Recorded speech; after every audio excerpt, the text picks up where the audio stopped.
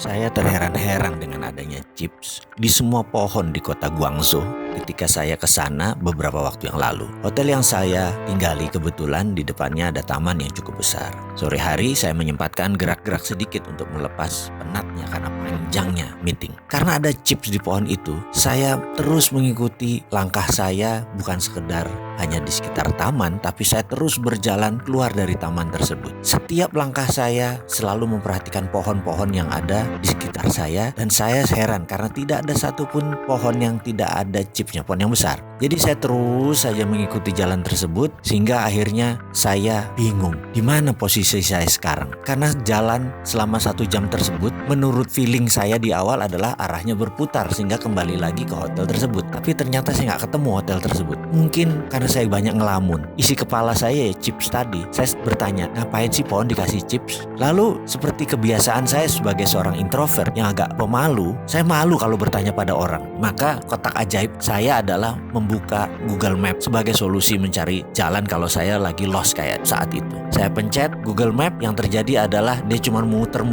roaming. Saya baru sadar bahwa ternyata Google itu dikendalikan di Cina. Emangnya seperti di Indonesia search engine asing yang berkuasa. Kalau di Cina ya produk mereka sendiri yang berkuasa. Jadi karena saya nggak punya Baidu Map, ya sudah, akhirnya saya terpaksa tanya orang. Saya pun memilih bertanya kepada seseorang yang duduk di tepi jalan lagi sambil menikmati udara sore yang sejuk. Penampilannya kasual, dan saya pun bertanya, "Excuse me, could you please guide me to my hotel, the St. Regis? I'm sorry, I'm kind of lost," saya bilang begitu. Dia menatap saya dan berkata, "Do you want to go from west side or from east side?" Saya terperanjat dengan bahasa Inggrisnya yang fasih, dan saya menjawab dengan cepat adalah, "Terserah, yang penting cepat," saya bilang begitu. Lalu dia menunjuk gedung putih yang agak jauh tepat di depan saya, di mana ternyata itu adalah sisi belakang hotel tersebut. Namun karena tertutup pohon yang besar, logonya tidak kelihatan. Saya mengucapkan terima kasih sambil memuji bahasa Inggrisnya yang fasih, dan juga memastikan apakah dia pernah tinggal di luar negeri atau sekolah di luar negeri. Lalu dia menjawab, "I never been abroad, but a couple years ago, I have a business export to America. So I need to be able speaking their language by phone and email."